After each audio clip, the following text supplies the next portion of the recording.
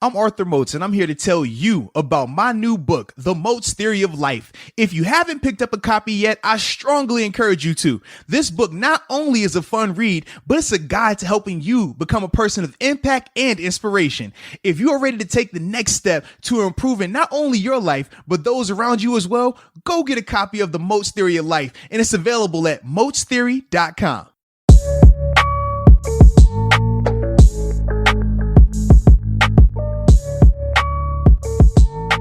What's up? It's the Arthur Moats Experience with Deke. I'm Arthur Moats, and that's my main man, Deke. What's up, bro? Man, I'm loving this new you, baby. Come on now. You're keeping it up. You're being consistent. I love it. I mean, even with the beard growing in, it's still a sophisticated, like, you just got that vibe about you, right? I might clean it up. Yeah, and you still got a little taco meat. Yeah. But shout out to the jersey, though. Thanks, man. Stitched up, too. I think this is going to be the vibe, dude. That is clean. Button downs, little baseball jersey, spring, summertime. That's what I'm feeling. Clemente, yeah, I really like this. This thing's clean, man. That's Pittsburgh right there. Yeah. That's Pittsburgh. I'm glad you got that on, man. Shout out to the Pittsburgh clothing in here today, man. You got yours on. I'm rocking Chevy Woods. Shout out to the homie. He came through on the show. So if you haven't checked that interview out, that was a blast. That was really Definitely good. Check that behind one the out. scenes of Absolutely, him and Wiz's man. come up, yeah. And that was like right before he had dropped his album that had just came out. So yeah, so we both got our Pittsburgh thing going on right now. But I'm really digging this new look with you, man. Thanks, man. I'm getting there. You're going I'm with the thinking button-up contacts looks? even now too. We talked a little bit off the mic. This is crazy. The evolution of Deke. I'm getting there. Jeez, all right. Is it gonna like no longer be chilling with Deke? It's gonna be chilling with Eric? Is that what's Hell next? No. Hell okay. No way. No way. Chilling with Eric. The Arthur Moats Experience with Eric. No. I actually do second takes whenever people call me Eric. Yeah, to be honest with you. It felt weird when I just said it. I'm like, ooh, did I? All right, Eric. People, well, to be honest with you, probably ever since like high school even, whenever I got introduced to like my new friends in high school, like all my baseball friends growing up through grade school, it was always Deke. Right. Once I get to high school, they always just call me by my last name. But then it transitioned to Deke whenever they heard my nickname used to be Deke. They're like, oh man, we're doing this. Yeah. We're calling you Deke here on out. So, dude, yeah, I have not heard Eric in forever until you just said it. It felt weird. And I'm glad that weirdness was reciprocated on both sides of this thing. So yeah, you're staying Deke. I can't call you Eric. That just sounds weird. I feel like I'm saying a dirty word. It's Eric. Oh. Yeah, it's off. Yeah. But everything else about you is good though, man. You look sharp though, man. Thanks, man. Like I said, I'm liking this, man. And I want you to know I'm just supporting. I'm just here every day, like, yo, keep it going, baby. Posting my Keep it daily going, logs man. to Twitter. I like it, man. When I'm eating, what I'm eating, push up, sit up, what I'm doing. It is accountability, baby. That's what it is. I said June 1st, so we got a ways. We got time. We got a ways. I'm building the foundation now, and I'm liking what I'm seeing thus far. Got to put the groundwork in. Yeah. All right. I like it, man. Well, shout out to you, baby, for the new year, new Deke, baby. Keep it going. Keep it going. Thanks, bro. But we have bombshell news, man. Big time action as it pertains to the Pittsburgh Steelers, as it pertains to your boy Seven, and as it pertains to Mr. Kevin Colbert. Man, oh man. So for those that aren't aware, which I don't know how you cannot be aware right now because it's crazy. I mean, what I'm trying to think. He spoke to the media. Was it Monday? I thought it was yesterday. Yeah. So yesterday was what? Wednesday. Yeah. So he spoke on Wednesday then. And did something happen on Monday? I don't remember. Maybe some Steeler news. Yeah, because I'm trying to think. Was it Tuesday or Wednesday? I'm just trying to put it all together. But either way, These earlier last couple this days week, were a blur for you, dude. What? We'll talk. but Kevin Colbert, he spoke to the media, and he's very similar to Art Rooney in terms of he typically doesn't speak often to the media. He's not like your Jerry Joneses where they're talking every week to the media. They typically, for Kevin Colbert, he does the end of the year thing similar to what Mr. Rooney does. And with that conversation, obviously he was asked a ton about Ben Roethlisberger, his contract situation. Obviously he asked about the running back situation and Mike Tomlin and things like that. But the thing that's been dominating the headlines were his comments or the non-comments that were made as it pertains to Ben Roethlisberger's future going forward. A lot of us have been assuming, and we talked about it multiple times, that, hey, somehow, some way, they can get the deal done. We're not worried about it. It's going to happen. But every time that was presented to Kevin Colbert in this interview, he never would, just come out and flat out say, like, yeah, he's going to be our guy next year. It was very just, no answer. just no answer, beating anything around the bush. Not if the number gets down to this, we're good. Or if it gets there, and all he said, even in terms of the conversations, right? Because we've been waiting for that to come out. Hey man, when are they going to have these conversations? He simply said, we've had a conversation, but we haven't started negotiations. So I'm just sitting here like, man, at first I'm getting like, yo, what have y'all been doing? Like, why are we wasting time here? Like, what's the plan? But then I got to thinking even more, and I'm like, tell me something good, dude. Please. Well, so this is the thing. So the good thing is this. Number one, both parties are interested, right? Kevin Colbert is already, he went on record. He did say that the Steelers had a few positive quotes in there. Absolutely. So that was something that obviously when you talk about national media, right? And I agree with you. I see it. I definitely see it. They ran with the non-comment. It was the thing that everyone's comparing to LA Rams organization with what they said with Stafford. That was it. But there's a lot. He's like, Ben can do special things. I can still see him doing things going forward. Yes, but indeed. Yeah, go ahead. But that was the part though. Like you said, they instantly took that, and that's what we always call like spotlighting, right? You take that and then you highlight it and say, well, look, McVay said that about Jared Goff. What did he say? He's our quarterback right now. As it says today, he's our quarterback. And then they traded him 2 weeks later. So people were trying to make this the type of situation. I personally don't think it's like that at all. I think what Kevin Colbert did was smart on his part, right? And on the organization's part. He was very selective in the wording that he used with Ben, and rightfully so, because we know, and from personal experiences, when it comes to negotiations, right? Both parties will take whatever is said publicly, and we will use that in these conversations. So if there's a time where Kevin Colbert is like, well, I really like Mason and Haskins. I think we can roll with those guys. Well, if you're Ben, you might not be as friendly to, taking that pay cut now if that's the energy you're going with. So I thought that he was smart in terms of how he would talk and not say certain things. But to me, I feel confident that they are going to be able to do something because of this. Regardless, because you're not going to trade Ben. No team is going to take on the $41 million cap hit. That's just not going to happen. But even if you were to cut Ben, we talked about the cap hit, you're still going to have I think it's at $22.5 million in dead money. It's going to be hard to find somebody that you're still going to, like you said, have to try to find a way to either pay. You're not going to pay Bud more than likely because of how his deal is, right? But you're still going to need to bring in pieces. We talked about running back. We talked about O-line. We talked about wide receiver. That leftover 20, you're not going to have all these areas to be able to do that. And to be just paying 22.5 in dead money to a person that's not on your roster, that's what we had to deal with 2 years ago, Antonio Brown. And you see how that can kill your roster, right? So for me, understanding that makes me even more confident that they will find a way to get it done. But the reason why I said it was smart on Colbert's part and the organization's part is they put the ball in Ben's court. They made the statement that, hey, we want him back. But we already said the 41 can't happen. Now we got to go through the numbers. His salary this year is only $19 million.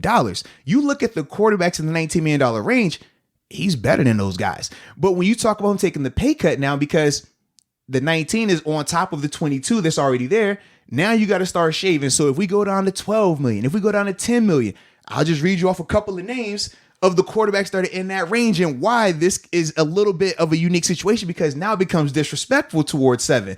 And this is something that... Wait, if it's... So 29 million? So you do 10 plus the 19? Yeah, so check it out. So It's not 10 plus the 19. He already is at 19. That's what he's supposed to make. So the restructuring or the pay cut, it will be coming off of the 19. So that 19, if he went down to 15 million, it's 15 million plus the 22.5 that's already on the books. The cap hit's due to everything they've done with the contract up to this point. So you think about the last deal that Ben had, right? When he got that signing bonus up front, it was around 22 or it was a good amount of money in that range. They paid it to him up front, but because it was a bonus, you can distribute it multiple years down the line. And ultimately, between them doing that and restructuring his contracts multiple times, that's how the salary cap, the cap hit for him, his number has ballooned up. So even though he's only supposed to make $19 million this year, which is $19 million quarterbacks right now, Derek Carr, Alex Smith, Russell Wilson, Teddy Bridgewater at 18. Wilson? Yeah, because the new money hasn't hit on his deal yet. Remember, he just did his deal, yeah. So that's why, right? But then when we talk about him taking the pay cut, right? So if we said to try to get him at the $30 million range, that's got to be $8 million this year, right? Or even say high end, 10 million, right? 8 to 10. These are the quarterbacks that he would be in the conversation with. Your boy Taysom Hill, $12 million in 2021. Your boy Marcus Mariota, $10.7 million. Deshaun Watson at 10.5, but we're not going there. Nick Foles at $8 million. His contract didn't hit in yet, right? Nah, so that was the big reason why we talked about the trade, why it would work, because that is going to be a year before the big money starts to hit on that deal. So those are the guys, right? Then you also have guys who are coming up for deals. Now, obviously, Case Keenum isn't coming up, but he's in the $6 million range. Baker Mayfield, $6 million. He's probably going to get an extension coming up. You look at Sam Darnold. He's probably in line to either get paid where he's at or somewhere else. Probably. But either way, those guys I just named, are any of those guys better than Ben Roethlisberger as it sits right now? Now, obviously, we're not talking your Deshaun Watson, your Russell Wilsons. The majority of those guys, we're taking Ben over them. But that's the issue right now in terms of why I think Kevin Colbert did what he did and said what he said. Because if you're Kevin Colbert, how do I come to Ben and say, hey, I want you to play this year for $10 million when those guys I just listed off, it's like, I can't even fathom that. So instead of you having to be the bad guy, what do? You say, hey, man, we want Ben back. Hopefully he can be flexible. But, this is going to have to happen from a contract standpoint. And now it's going to be on Ben to say what number he's willing to come back for. And now it makes him kind of be the villain if he's like, well, I'm not coming back for 15. Well, then the organization can say, well, we tried. But, contract-wise, it's not on us. We did our job because people already brought up the Hines Ward situation. They brought up the Troy Polamalu situation and how those ended. And obviously they're doing the same thing, trying to draw this line to this. I'm just like, I think they definitely want him back. But I think it's more so, how can they make it work from a number standpoint? Because now you see just how messed up that is, right? So that's the situation right now, man. Well, he said, I don't care about my pay this year. So it almost is. It's putting the ball in Ben's court then. And then, and I think that obviously Ben was smart when he said this year, because that means a lot, right? Doesn't mean that he would play for crumbs this year. You look back into it because he hasn't said anything about ending, right? He hasn't said anything about retiring, not this year, not next year. So not caring about your money this year, you still would get the 19, but we're going to do essentially a fluff extension where you would only play for $5 million this year and then you get the rest of it next year type situation. So that's the whole, which I don't care about it this year. That's with their, Well, me, I'm all for that because I've talked about this year. If Ben could come out and prove that he's still Ben, what I mean? Some form or whatever. He could take the 20, 25 million type of deal that Brady and Brees have had, and that could work for us money-wise. Well, so this is the issue, right? So we don't have that available to him right now. Yeah, but this is next 2 years. Yeah. But this is how it could get fishy, right? Because you don't have the luxury of waiting to know, if he is going to show up like that, right? Because we're talking about him, and you said it yourself, right? If he can come out here and show that, right? If he can look more like the first 11 and not the last 6, if he can do that, that's different. But to give him an extension now without knowing that is kind of reckless. But here's where it gets a little bit funky, right? Because he's not retiring. He's already he's given zero indication he's going to retire now. He's going to want to play this year and potentially next year. Okay. Obviously, you don't have the money this year to pay him like he needs to get paid. You already said that he's not going to come back for that $41 million cap hit. So if Ben were to say, hey, look, I'm not playing for less than this, and they were to cut him, not saying they will, but for Ben, you don't think Ben could get $25 million on the open market right now? Well, we talked about the quarterbacks in that range. Miami, you could go down the list of Jacksonville, all these different teams with a ton of cap space that could take Ben for 20. They could take him for 25, and that's still a great deal for that team. No different than what the Colts did with Phillip Rivers. I mean, he'll be right in that same ballpark, but a better version, a higher end version of that. But that's why this gets a little bit more messy, because if you're Ben, you're telling yourself, okay, do I want to stay here in Pittsburgh and play here for a crazy discount where I know for a fact I can go out here and make even more than what I'm scheduled to make this year? He's only said that he wants to finish his career in Pittsburgh, but as a negotiating tactic, I guess you do bring that into play, which is what I think you nailed it on the head, which is what the Steelers are doing with all these non-answers and stuff. Absolutely. I think both sides, like you said, both sides are interested. Both sides want to get this done. It's just Steelers are probably trying to get Ben at the lowest number he's willing to take, and Ben's probably trying to get the highest number he can get to play. Yeah. I mean, it kind of makes sense. It's just like a whole negotiating play. But you can see how now why this could, it's not as clean and easy as all right, well, just do this, do that, and now you're good to go. Because he's still good enough to play, right? He's still, if we talked about the guys on the roster at quarterback, he still is the best option right now, right? They haven't drafted, but haven't made any moves. He's your best option. But because of the money element, now you see that whole balance, right? Now you see how we have to figure this thing out while still at the same time not disgracing the legacy of a guy who, has given you how many years of excellent play, multiple Super Bowls and things like that. So you can even hear it. And I thought this as well, listening to Kevin Colbert again. He was very delicate in terms of how he even wanted to speak on it at times. But when I think of all these things, I'm just like, if I'm Ben, I'm asking myself, right? What's more important right now? Do I want to finish my career here in Pittsburgh? Is that going to affect my legacy or not? Because you think of guys that we thought would have never left before. Peyton Manning, what did he do? Go somewhere else, win a Super Bowl. Think about Tom Brady. He left. What did he do? Go somewhere else, win a Super Bowl. Brett Favre. Phillip Rivers. These are all icons in their original cities, right? And no one thought they would ever leave. But they still did somehow, some way. Even Montana. Think about that, right? So when as much as I think to myself, oh man, this could never happen. This would be just unfathomable. I'm just like, who could have envisioned Tom Brady leaving the Patriots? You know what I mean? Like, this is nuts. So that's why part of me is like, if I'm Ben and I feel like you're disrespecting me talking about, hey man, well come out here and play for 12, come out here and play for 13.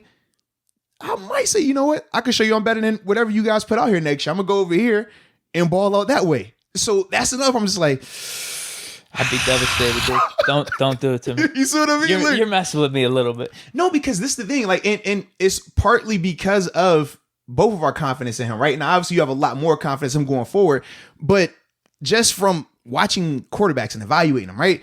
He is still good enough to get the job done. The issue is he's not good enough to have a $41 million cap hit. That's the difference, because with a $41 million cap hit, you have a shell of a roster now. So this guy has to elevate and do everything. He's not right there anymore from my eyes. I know for you, you think, he's still there. But to me, I don't think he's able to sustain it for 16 games. I thought this year you saw the best case in terms of those first 11 games, but then we all saw how it teetered off towards the end of it. $41 million cap hit, it can't teeter off. $41 million cap hit, it's got to look the same. You might get one off game, and even that off game has to be a crazy finish to it, Well, you know how many times I brought it up. If we improve the running game, we improve the offensive line. Mm-hmm. I'm not expecting a teeter off, but then it goes back to probably the whole contract situation. Like, can we do that? Yeah. I think it was an addition by subtraction by Pouncey retiring for the offensive line. But this is so I'm with you on that. Go ahead. No, but yeah, I don't know how you fill the rest of the offensive line. Then does DeCastro? You have to get him out of there too. So now you're taking away two stalwarts, right? Two guys who've obviously. But like I said, that might be addition by subtraction just there. But couldn't people make the same case for Ben though, right? I disagree. But I understand that, but people could definitely make the same case. I disagree. Yeah, they can make the same case though, because what we all saw the same thing. First 11 games, what it looked like, MVP caliber, right? We talked about it. Last 6 games. But we saw the line though, dude. Our running game was terrible too. Like, you can't do it all. But $41 million cap hit, you have to do it all, because you still 41 for him alone. Where are you getting all these other pieces? How are you replacing Pouncey? If you get rid of DeCastro, how do you replace DeCastro? They're talking about Zach Banner potentially going to left tackle. How confident are you with that? It's he's coming off of an ACL surgery, right? He was playing in a competition for right tackle last year. Now you want him to be a left tackle. So you can just see now how much of a burden goes on 7 at 41, right? At that $41 million cap hit. So that's the other reason why it's just like, dude, that's asking for a lot, and you want to improve your situation, but you can't. So you're going to put him out there in a potentially worse situation, but expect better results. You don't think it'd be improved a little bit? I think offensively, at least. I don't know about defensively. I don't see how it can improve when you're just taking guys away from a contract standpoint. But which rookie is coming in here, or free agents coming in here, is going to be Pouncey next year, or DeCastro next year, right? Or at least better than what they were, because we said last year wasn't good enough. But they were still. Well, if we get Filer and Dotson on the line, then maybe we move Banner to left tackle. I guess we'd have to draft a center, maybe. Okay. Right tackle with Chooks. I don't know. Is the line better there? I'm not confident in it. Okay. And then we draft a running back too, or we bring in a running back. So this is my thing, though. I think optimally, though, I think we both agree, like, for the Steelers, for probably Ben, his play next year to be elevated and whatnot, he's just going to have to take a little bit of a pay cut. But what did we just talk about earlier with the 19? How much are we talking about? No, right. Because it seems like he's willing to. It's not like he was clueless about this when he's doing his press conference at the end of the year. Yeah. So I don't know. It goes back to what you said at the beginning. I think both sides are interested. Yeah. Let's make this work. I'm actually glad you brought some of these positive elements because everybody bashed it, bro. Everybody went crazy negative. I know. Well, actually, it was out of control, no, it's funny man. because I was about to. I did my own little YouTube clip. I was trying to put all my thoughts together with this. And that was the first quote that I saw. So I'm flipping out. I'm like, oh, man, this is bad. I'm not liking this. But then I looked at the rest of the quotes that were popping up. I'm like, he's not really saying anything. No. This is a negotiating tactic, in my opinion. But I do think if they do move on from Ben, if they can't figure out the number, I do think it is a mistake for the Steelers. And I laid out all my points for that. But, yeah, I don't think anything up to this point is anything new, really. Right. Like, put it like this. After hearing Kevin Colbert's comments, I wouldn't be as surprised now if we did see Ben in a different jersey next year, because I don't think so this is the thing. And I'm not saying it will happen, right? Because obviously a lot has to transpire before that. But the reason why I wouldn't be surprised is, number one, hearing his tone, even though he was very non-commental and he was able to kind of maneuver around it. He was very direct when he was asked about the running back situation. He was very direct in his answers when he was asked about Coach Tomlin. But only when it came to what did he say? Because I didn't even see these quotes. So when it came to the running back situation, he basically was like, "Man, it's unacceptable." Basically, repeated everything that Coach Tomlin said. Man, it was not good enough. They're going to do whatever it takes to improve that, both on running back and on the offensive line. But when it came to Mike Tomlin, they were asking, "Hey, man, do you think Mike Tomlin is still good enough to get it done?" And he was very frank. Yes, he is good. He is a championship caliber coach. He's won championships as a head coach, as an assistant, and he says he's the guy now, and he still feels he could be the guy in the future as well. But every time he was asked about Ben in those same manners, it was very much, we're going to do what's best for us and for Ben, hopefully. Oh, we're going to try, we're going to have some conversations. We haven't negotiated. We'll see what happens. Very just vague on it. And now and that's the biggest reason why people went crazy. But that to me is more so why I'm like, if it doesn't work out, this to me is something I can say, you know what? Ben gave us the hint to Ben it. Hears these comments right. And isn't happy about it. Because it's nowhere near the level of confidence. And if I'm Hall of Fame Ben Roethlisberger, who's done everything here, right? Giving you my all, I want to hear a little bit more of a vote of confidence. I've seen the guys have the farewell tours, right? We've seen the guys. And this is the part that sucks, because it's like, if you ask any Steeler fan, does Ben Roethlisberger deserve a farewell tour? Does he deserve one for the Gipper to go out here and wave to the fans every time he comes out there? Without a doubt, we would all say, yes, he does. He's earned that. But the problem is $41 million cap hit. The closer that his cap hit is to that number, the least or the less likely I think that happens in Pittsburgh. The further that number gets away, the closer you get to that 22, I think the more likely it is that it happens, that he gets that farewell tour. But the biggest thing is going to be... What do you think of the likelihood of the extension then? Because that could seem like the best of both worlds a little bit. I agree with you, right? But Colbert did not make it sound like they want to do anything to that nature. He was speaking... When Colbert was speaking, it sounded like he was speaking solely in a 1-year perspective. This is it. We're going to figure it out. If not, then last year was it, right? He didn't give any indication that he wants it to be more than just this next year. Now, he can obviously come out and change that, but that was my take from it. It very seemed direct, like, hey, regardless of how this thing plays out, this is going to be it. So that's why I don't see the whole extension thing even on paper going, because by doing that, you still have to trust that Ben is going to say next time that, all right, guys, I'm done. Thanks for the paper extension. We've made the cap work. I played. All right, I'm out. Like I said, he hasn't given any indication that he's wanting to walk away right now. So if you're Kevin Colbert, how do you take that leap in terms of giving him an extension, a paper extension for cap purposes for this year, when you don't know if he's legit going to say, all right, now I'm coming back?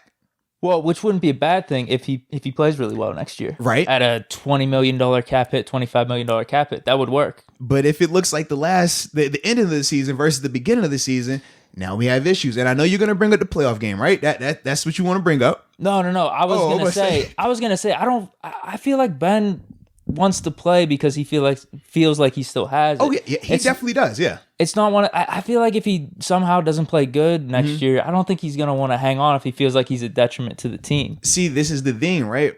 And That's my going back to the trust of like I feel like Ben knows his own play and what he's able to do. But see, that's the dangerous part, right? Very similar to we talk about guys with injuries. Sometimes you got to protect guys from themselves because as athletes, especially high-end athletes, we all feel that we could play forever. We all feel that we're the best to ever do it. If you ask Ben, hey, Ben, do you need, talent at wide receiver? Can you take, little Joe from the corner, little Eric from down this part, and put him out there receiver? He can be like, absolutely, man, I don't care, I can cook. But we realistically know that, no, dude, that's not where you're at this stage. With weapons in the right situation, absolutely, you can still thrive without a doubt. But you can see like his play has definitely declined, and I don't think necessarily that he understands that right now. I think that for him, he still thinks that I can still play at a high level. I can do it, and he should be confident in himself. As athletes, you have to have that confidence. Otherwise, you're not going to last. But that's the dangerous part because for him, he could still think that he could play at a high level, and we could all be over here like, bro, that thing is over. You know what I mean? It could get to the point where you might one day say, hey, Ben, that thing ain't looking right. And he can still be over here like, I think I still got a little bit left in the tank. You know what I mean? Like, I don't know. He's probably going to be the one to say it before me because I don't think I ever will. But I don't know, though, dude. I mean, I brought up those points with Aaron Rodgers and Tom Brady. I mean, a lot of people are saying that about them in 2019. The difference to me, and I think in those two situations, the difference, though, is number one, I think Brady interceptions were right on par with him because all the numbers were the same. I think, Brady they were very similar. Yeah, Brady's interceptions were similar, and then Ben had more touchdown than Rodgers.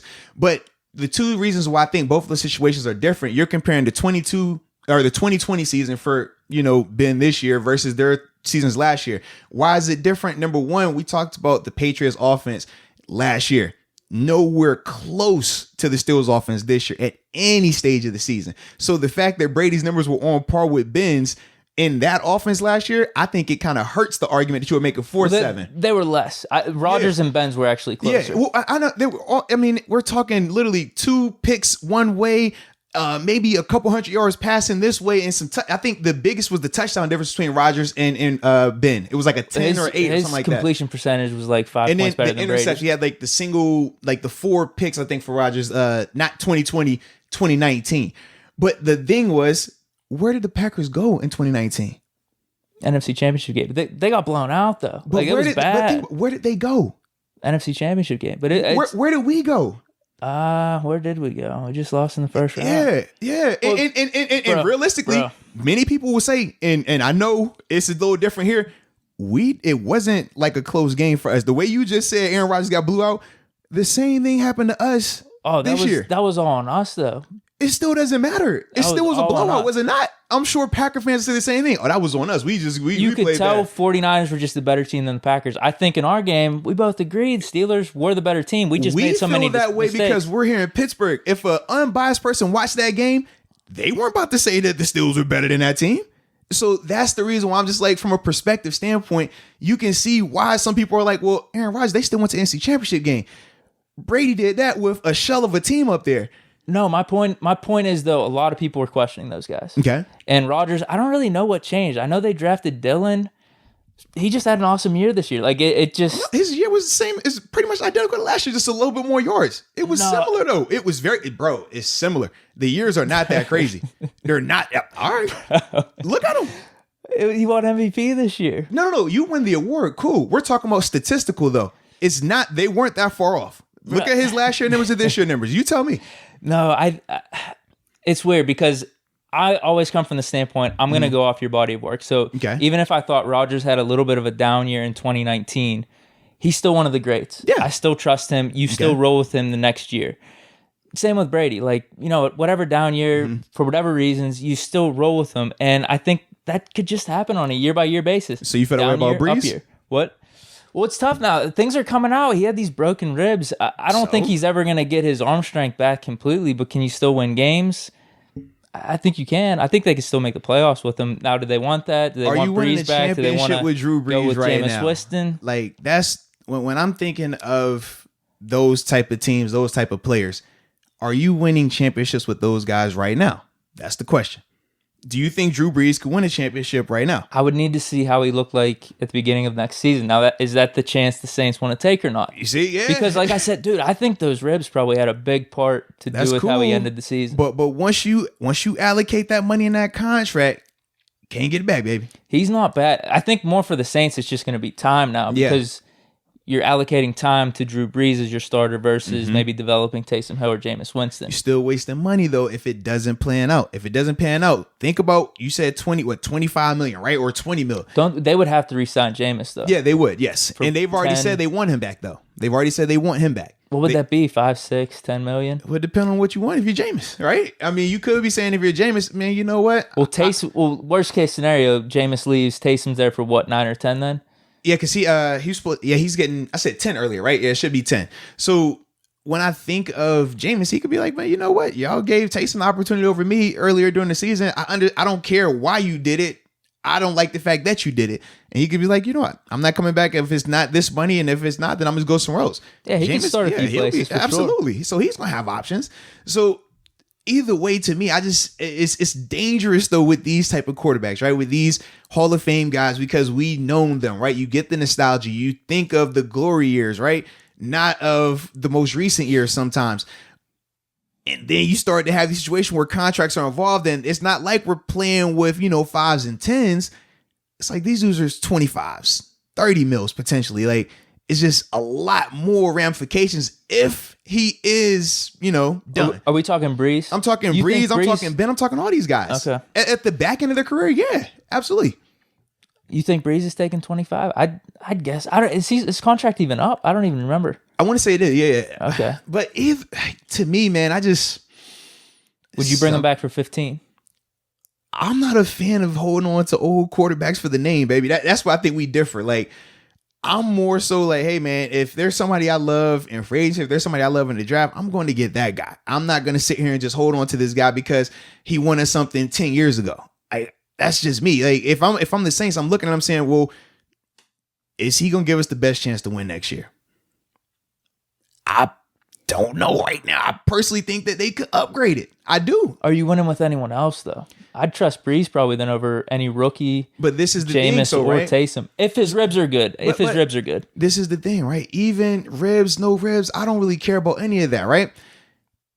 That rookie is going to be a lot cheaper. So with that rookie, okay, he might not be up to Drew Brees' level. That's fine, but you know what I can get? I can go get me a dog receiver. I can get me a dog tackle. I can get me a beast over here that can rush the passer. And now you can see I filled 3 holes, right? 3 dominant positions that can make up for that little bit at quarterback. Whereas if I go out there with Drew Brees, right? And it's not what you hope it could be. Now I got bad quarterback play and no pieces around you. How do you feel about it? That's the thing. I don't like that. And especially when you already know we're talking at best a 2-year window before you have to start a hard reset. I don't like hard resets. I want it to be gradual. And this is how you can make it a little bit gradual. That hard reset is, all right, we're going to keep Drew Brees next year and we're going to roll with it. And whatever happens, happens. And then it gets gory. And now you're like, oh, man, now we got to try to draft. Now we got to try to buy this and get this person. And it just gets a lot more messy. That's, for me, I don't really like that. Gotcha. But, to each his own, man. Yeah, for sure. So with Ben, though, you think you got the positive vibes. You're thinking it's going to work out. I think they will find a way. I just don't know what that number is going to be because looking at the 19 already, just like, God, how can I ask him to take more than potentially what Baker Mayfield will be making next year? Like, and right now, like I said, Baker is at, put him up, but either way, he's single digits, right? It don't feel right, it feels wrong. So it feel right if we get those dubs. It would. That's how it would feel right. But that would have to feel right for him.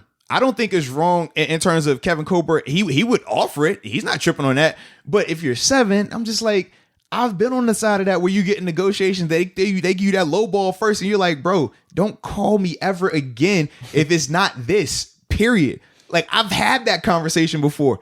And then we saw how it all played out afterwards and it worked out. But that's a bad place to start off in, And with 7, he's never really had to deal with this style of negotiations. Typically, it's what?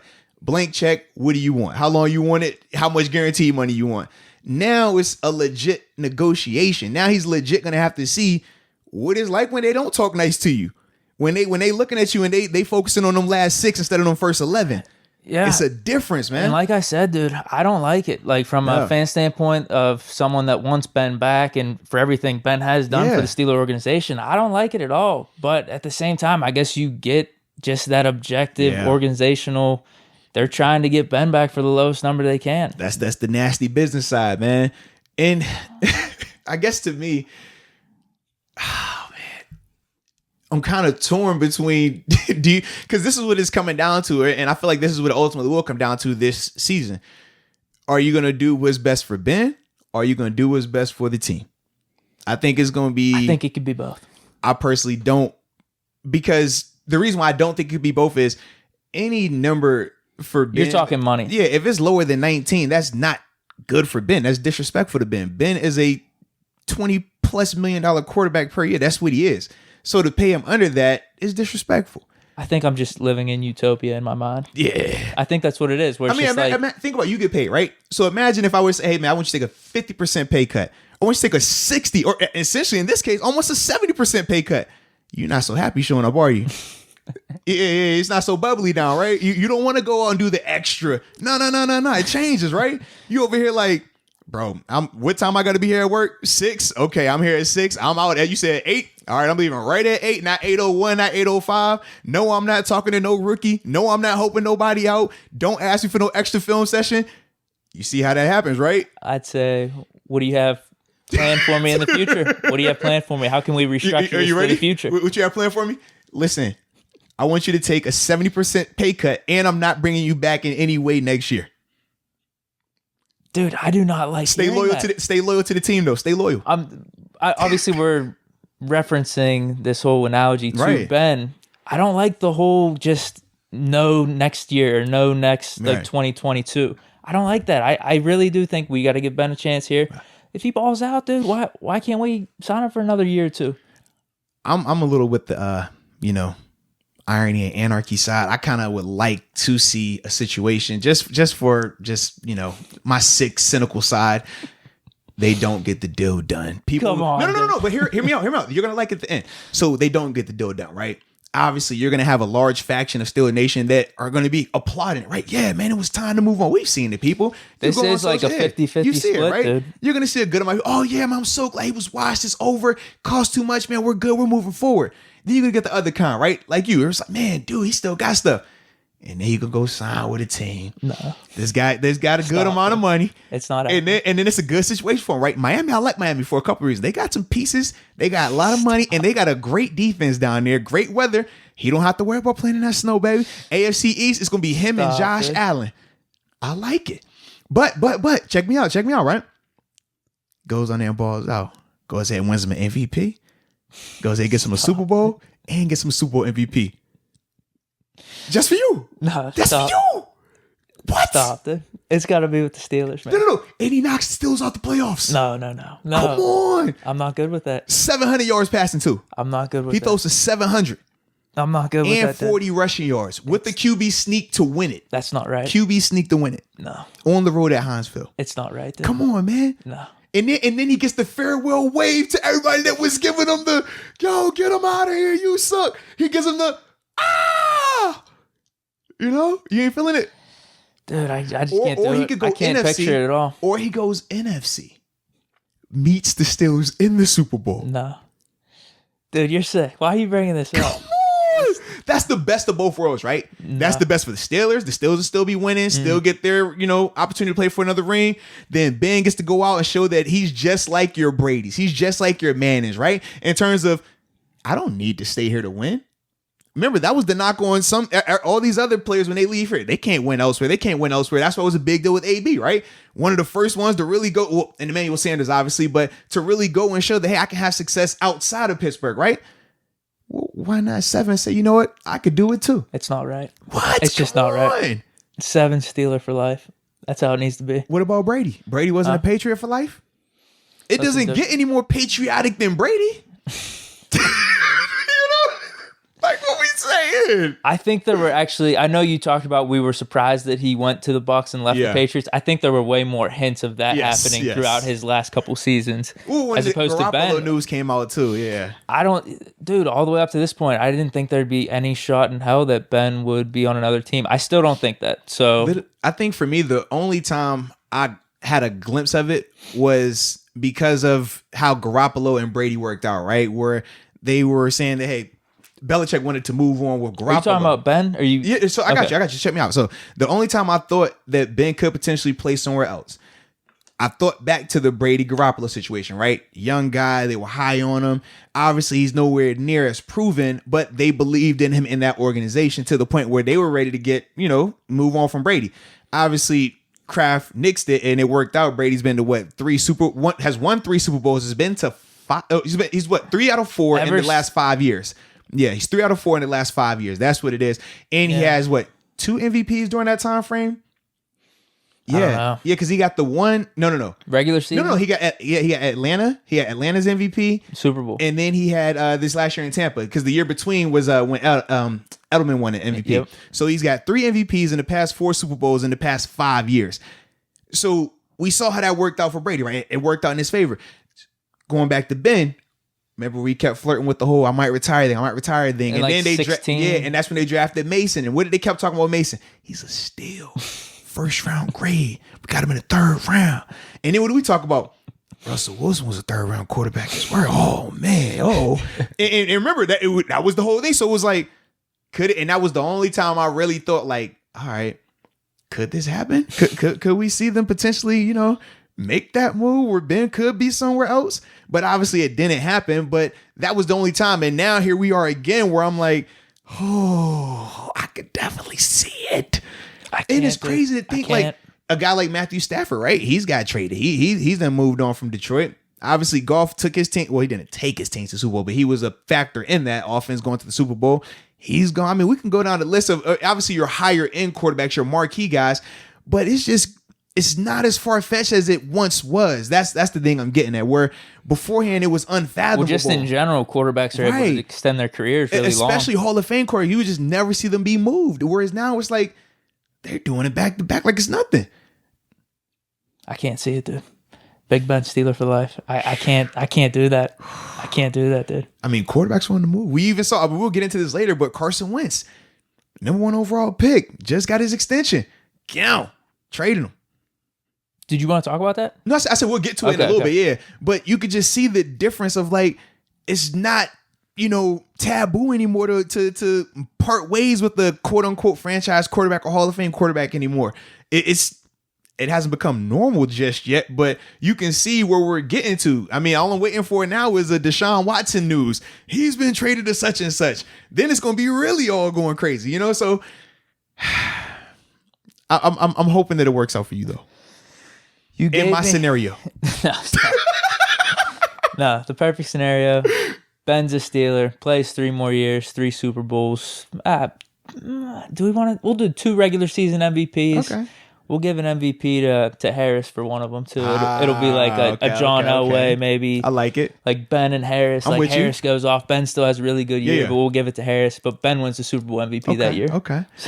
I like it. See, I was thinking along the lines of, remember when I said Ben leaves, go either NFC so that we could meet him in the Super Bowl? I figured that with him leaving, remember we would have that extra money that we was talking about. Hey, AB. Hey, Big Head.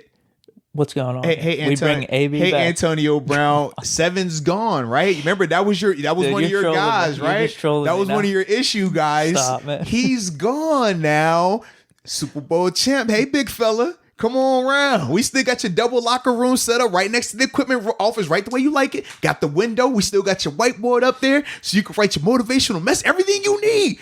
Right there, AB. Dude, there. You're just trolling me, dude. And then he comes here and you get you've been camping the hashtag the return. You've already been there for it. 7 gotta be here, dude. Come on, bro. The inverted killer bees. We had killer bees together. We had Ben. Now we get Bell, AB back, Ben goes away, and then they find a way to meet. We have the ultimate duel, the ultimate showdown, man. Stop, dude. You ain't feeling that? No. The return has to be how the return is supposed to be scripted. Okay. Brown and Bell come back. Okay. Which Bell is very possible, I think. Bell is going to be like for crumbs if he were to come back. Like, I don't think that's an issue at all. AB's the interesting one because of his market right now. Obviously, you have or even just if he wants to come back to Pittsburgh. Right, that yeah. Seems like he likes it down there in Tampa.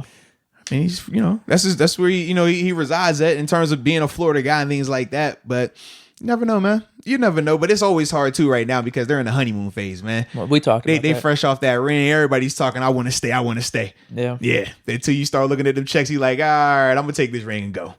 Yeah, that ring ain't gonna pay these bills down the line, baby. That check will though. Shout out to Ben if he takes that $2 million. I would be, just dumbfounded.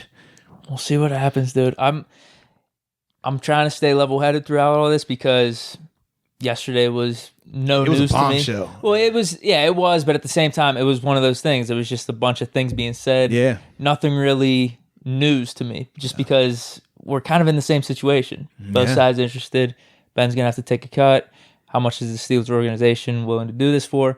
So it's the same thing. It's just, I guess, Colbert did a press conference. So it is out there. It's a bigger deal because I think if it's just us talking or if it's just media people talking, it doesn't hold the same value as when the actual decision, the decision maker, he actually speaks on it. You know how it goes, man. I've had conversations with my position coaches. It's cool. I respect it. I take heed to it. It hits different when it comes from the boss. Though when Coach T speak, you're like, whoa. Yes, sir.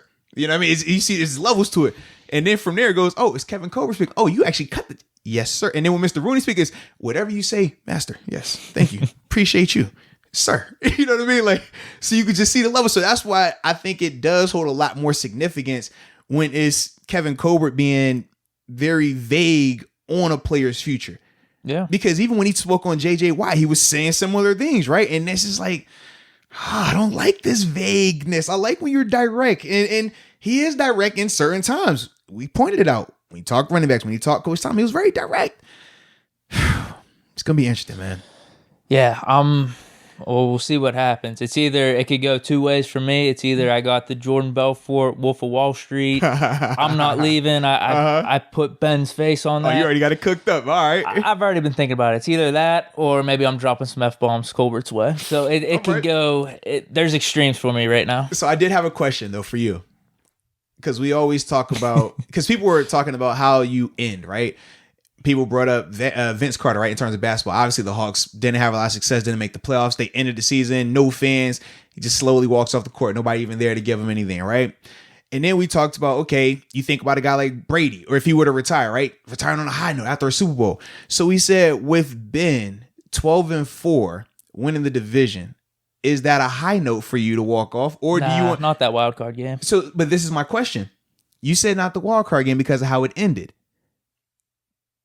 It's a good amount of people that feel that was going to be the best case scenario for this team as it's constructed right now for a run. So we didn't like the wild card ended, but you still won the division, was 12-4. You come back next year.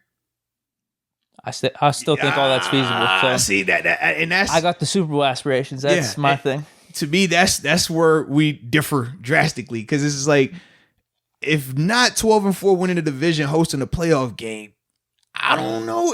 As the roster is right now with the cap hits and stuff like that, and the piece they're going to have to be losing to keep him, I don't think it would be better. I don't. I think it would be worse. I think there's a better ending one way or another.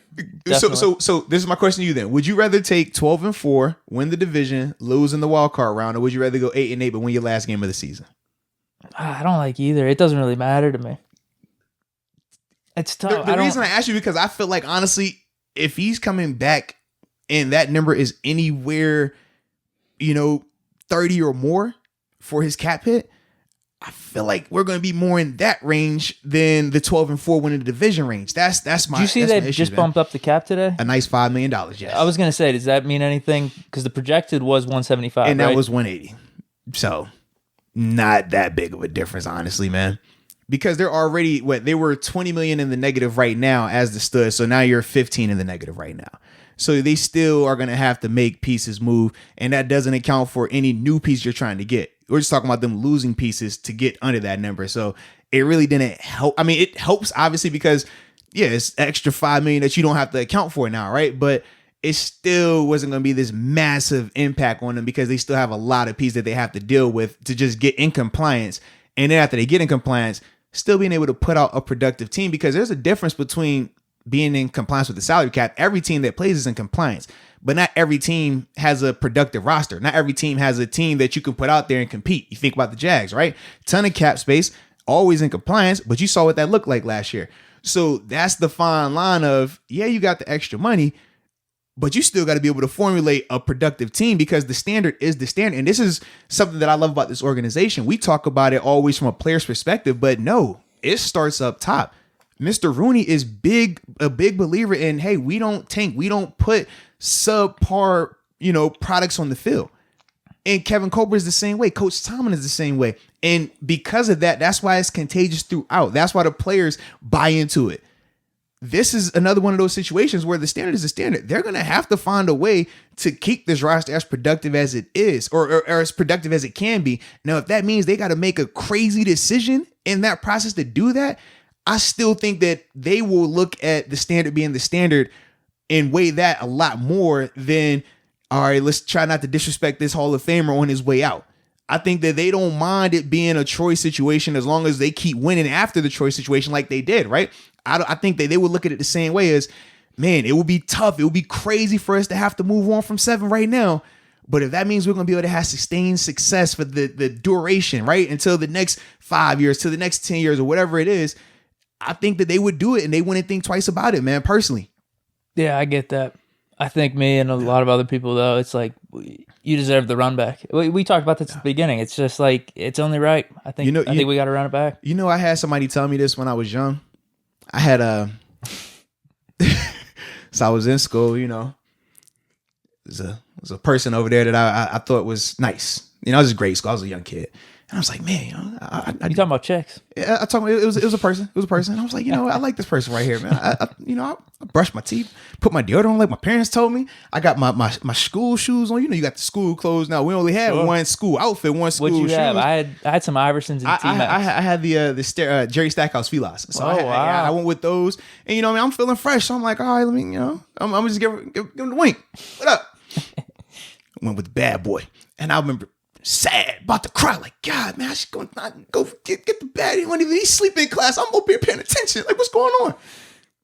Homie reached over to me. He says, hey, bro, life ain't fair. So as much as y'all feel that Ben deserves this, as much as we all feel that he has earned this, and it is right, he has. Life isn't always fair. So as much as he deserves a run back, as much as we would like to see that, it ain't got to happen. It's not fair. It could be a scenario where they say that to him, like, as much as we would love it, it's not going to happen, baby.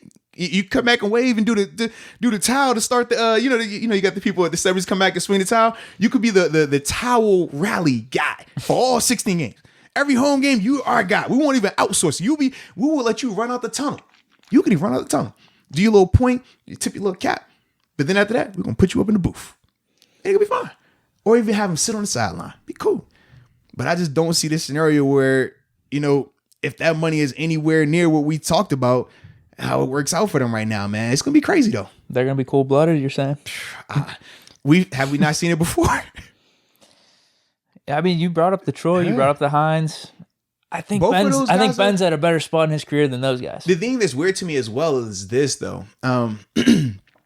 In terms of their careers, right? Those 3 guys. How do you rank? Well, I know with you're going to be like, well, man, Ben. But to me, when we're talking about just them as individuals, right? Troy is a more decorated player individually than Ben is. You know what I mean? So when I think of how that worked out with Troy, I'm just like, well, if they could do that to him, and he was definitely a more decorated player, what makes it different with Ben? Now, obviously, Ben is a quarterback, so everybody has a lot more affection towards him because we talked about just in general, it's easier to just watch quarterback, right? Not everybody understands safety, and everybody understands his impact and stuff like that, but Troy was the way more decorated player. Troy was loved by everybody. Troy's still doing commercials Head and Shoulders now. Like, that's Troy. It is baby Jesus. He is who he is. But when I saw how that situation played out, and I thought that couldn't happen. I definitely thought it couldn't happen. But seeing that play out the way it did, I'm just like, I could see a scenario where it could do this again. They could do it again. What's weird, dude, honestly, like with the Polamalu situation, the Hines situation. I don't know how old I was at the time. Probably in my late teens, maybe. When did Troy retire? Because Troy was 15. Yeah, because we played in 14, and after that he retired. Well, he didn't play the 15 season, but it was like the 15, like January, so February it was like 19, time frame. 20. Hines was even before that. Yeah. I just didn't really even think much of it because Ben was the quarterback too. It was just like, man, yeah, is there, especially Hines. I thought his play was declining. The receivers that we had in were definitely better. Polamalu, I couldn't really tell. There was a lot of people saying that he's lost a step. He's not the same. But with those guys, and I don't remember. Maybe it was just both of those guys were cheaper too. Maybe it was just me being naive, or I have no clue. I didn't think of those situations in terms of like all this back and forth or bad blood being there. I didn't think of it that way. Maybe I just wasn't paying attention to talk radio at that time or what the headlines were, but we had Ben as our guy. As long as we had Ben, we're just going to keep winning. But like now it's spotlight's on 7 now. He's there. My radar's up, dude. Yeah. That's if we hadn't seen that with two very prominent players here. One was a first ballot Hall of Famer as well. It's not like we're talking about, oh, Troy was second, or Troy is in the conversation of Hines of, oh, they're nominated, but they're never like in as a finalist, right? They never make it that far. This was Troy Polamalu. This is one of the greatest safeties ever played this game. Like, not in his generation, just in like the whole history of the NFL. Like, that's Troy. So that's why to me, I'm like, Ben, we've talked about it. I know how you feel. We know how you feel. But if we're just talking about all-time great quarterbacks, Ben isn't as close to the top of the list at his position compared to Troy at his position. And that was my only thing. And I'm just like, dang, if they can move on like that with no issue, makes me nervous. Now, what they decide, that's on them. But I do think Ben right now is playing at a higher level than those guys. Even though I did say, how much was I really seeing Troy out there? I mean, 33 touchdowns, 10 picks. I could go through that whole list, but yeah, it's cool numbers. That's what I'm thinking.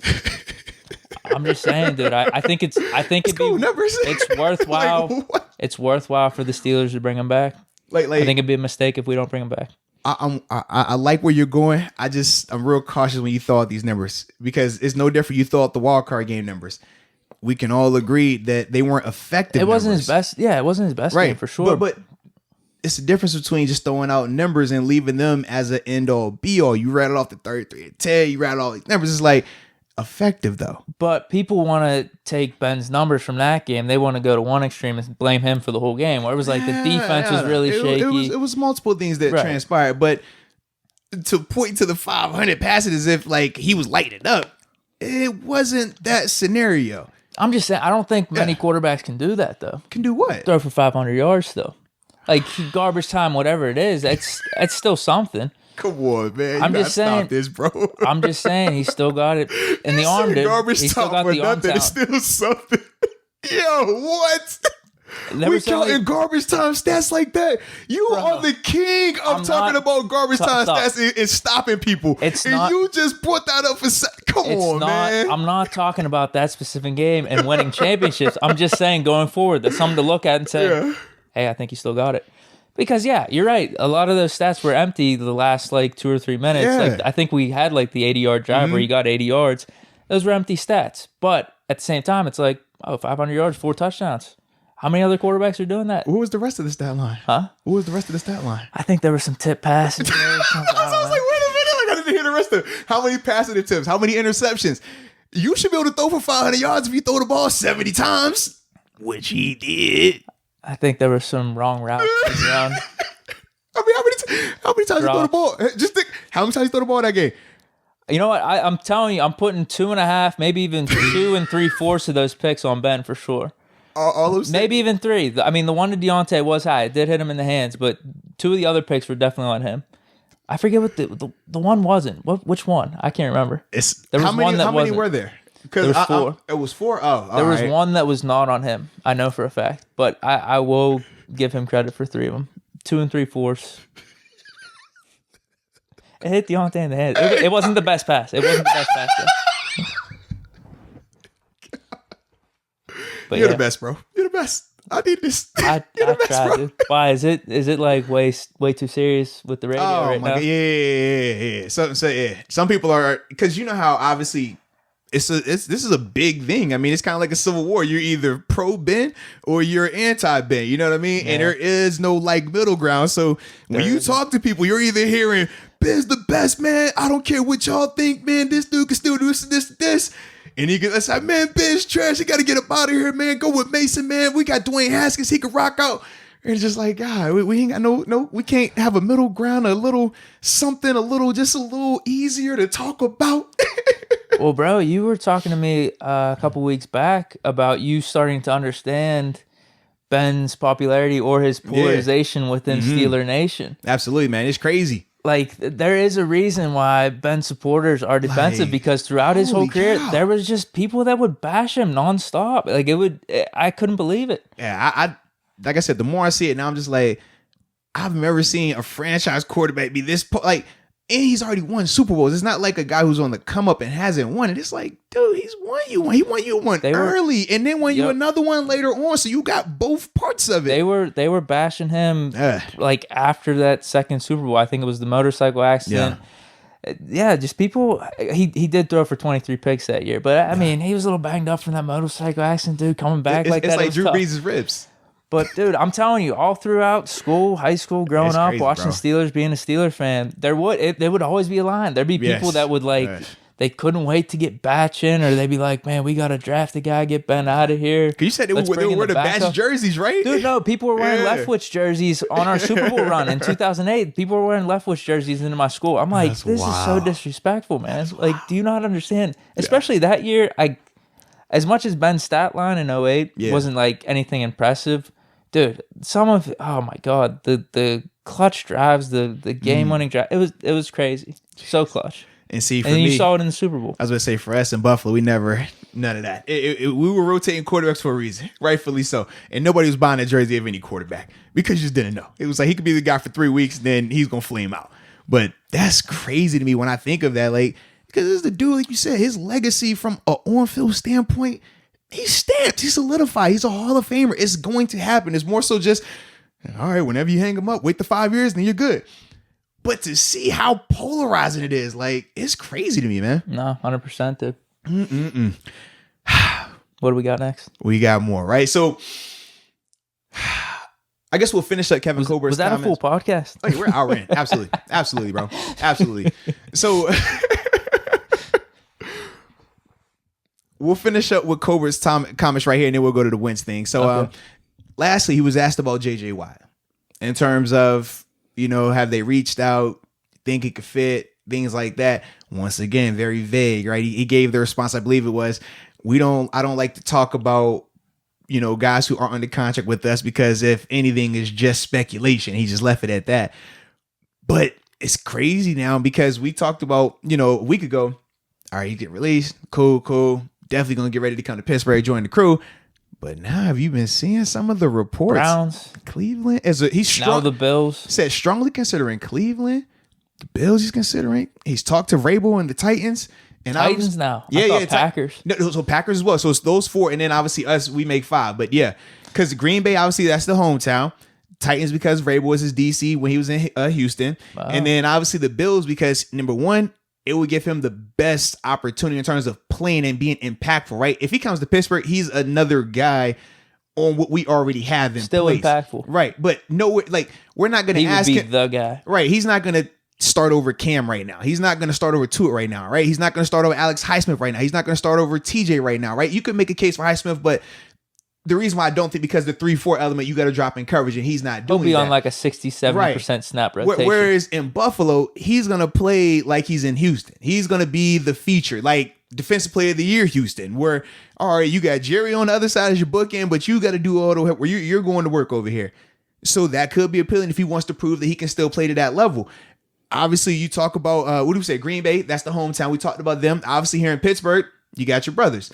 Cleveland, why is Cleveland interesting? Number one, Cleveland could pay him, but number two, you'll be playing opposite of Myles Garrett. Oh, I thought you were going to say the rivalry now. No, so check me out. I got you, though. So you're playing opposite side of Myles Garrett. So number one, that frees you up a ton because we all said Myles is up there with TJ in terms of just being dominant as an edge rusher. He can do that. Mm-hmm. Now, JJ, yeah, it's a lot better situation for you. But then on top of that, we said, well, man, your brothers, playing for the other team. All right, maybe it's a sibling rivalry. They're close, but maybe he wants to show that, I can go beat y'all and win me one over here. He also could be like, I'm not a fan of Big Ben. I ain't mess with you, but he could say that. I didn't come here because of 7. I was like, oh, Deke, what did he do? But more importantly, how far is Cleveland to Pittsburgh? 2 hours. So essentially, Mama Watt, Daddy Watt can live right in Youngstown, Ohio, right on the border somewhere, Steubenville. Or if you want to stay, on the Pittsburgh, on the PA, so you can stay on the PA, boy, that's cool. But you can get either way, back and forth. Mama and Daddy could be at all the games. And then, for 2 of the games since the division, you get to watch all your boys share the field at the same time. He don't care about the weather. I mean, we know what the weather's like, but he's from Wisconsin. He ain't tripping on that. It's probably an upgrade weather-wise. So you can see how it could work, man. But I don't want it to, though. Are you less certain then? I was 97%. I know, yeah. Now, you were really confident. Now I'm about 91% right now. Because it's starting to feel more like he's looking to get a little bit more of a payday in this scenario versus our scenario was going to be more so, hey, play for the love. Play for your brothers. You're still at 91, though. I am. The same way you still at 91 with 7, right? Sure. All right, then. So as confident as you are that you want 7 to be here, that's how I feel about JJ. It's happening. Somehow, somewhere. Damn, what happened, man? I thought TJ was making a nice push on social media. Yeah, man, I thought he was shoveling his driveway one day. It seemed very light, like this is just going to happen. Like, come on, man. What are we doing here? This is crazy. Now I'm seeing this, and when it says strongly consensus, strongly? Not just considering. That is mutual interest, because mutual interest is like, oh, okay, y'all want me. All right, I'll look at y'all. What's the numbers? Strongly considering is, I got 15 for you. Whoa. Hey, how you doing? Yeah, we were talking 10. Right, we hit him with the whoa. Well, you got to think. What was Cleveland about to offer Jadeveon Clowney a year ago? Remember that? I don't remember. What did he get with the Titans? He took less to go to the Titans, but they offered him 15 and he turned it down. Really? Yeah. And we both know. Because he thought he was going to get more. Yeah, he thought he would get more. And then obviously that's why he waited. Mm-hmm. Yeah, didn't happen. But we could all agree that I would much rather have JJ than Jadeveon Clowney. So if they was going to give him 15, it's like, hey, they might be willing to spend a little bit more. Sometimes your pocket's a little bit deeper. Right now, we the broke friend in the club. We over here like, yo, we're going to have a good time, but we not hitting our roof, Chris. We going to hit up this Burger King, all right? Whereas Cleveland, they're like, look, man, sometimes we're going to take the PJ. Better though, right? He's like, yeah, we're going to take the PJ. I'm going to have you in Vegas. All right, then after Vegas, we're going to hit Miami. Like, it's different levels to it. Like, you can wine and diner, but they could like knock him off his feet. You know what I mean? Like we ain't capable of that right now. So now we over here like, but this your childhood sweetheart. This your partner, right? This your brother. This both of them. Little one and little one. Come on, baby. Sometimes the low key vibes are better though, right? I mean, does he want the low key? That is the question. That's the question. That's what we always come to with this. Does he want the low key? Does he want the love? Does he want the brotherhood? Or does he want to go over and play villain? Play super villain, join up the bad boy Cleveland Browns who just upset Big Brother in the division. I do think we'll be pretty pissed. We would. Oh, for some reason he owes us something. I don't know why. He could go to Tennessee. He could definitely go to Buffalo. You know, I would love him in Buffalo. I ain't tripping on that. I try not to speak of Buffalo too much with JJ because I get a little excited because I'm like, that's the piece. That's the piece. You need the edge. Oh, you think he is then? But I don't want to do that. I don't want to do that because, like I said, we want him here in Pittsburgh first. All right. If we didn't want him in Pittsburgh, I'd be preaching about him going to Buffalo. But we want him in Pittsburgh, so we staying here right now. All right. Yeah. Even though he is, you're towing the line. Yeah, because it's like this. We would make it work here in Pittsburgh, right? We broke down the film on it. We showed how it could work and why it would work. You don't have to do all that in Buffalo. Buffalo is, man, look, the same thing you had down there is exactly what you got right here, but you got younger talent and a stable organization now. That's the difference. You know what I mean? So it's like, it makes perfect sense for all of them. But I don't want that right now. We don't want that right now. We're staying on this side. Yeah. But yeah, if he goes to Tennessee, I don't have an issue. If he goes to Green Bay, I wouldn't have an issue. Buffalo wouldn't have an issue. We can't go to Cleveland.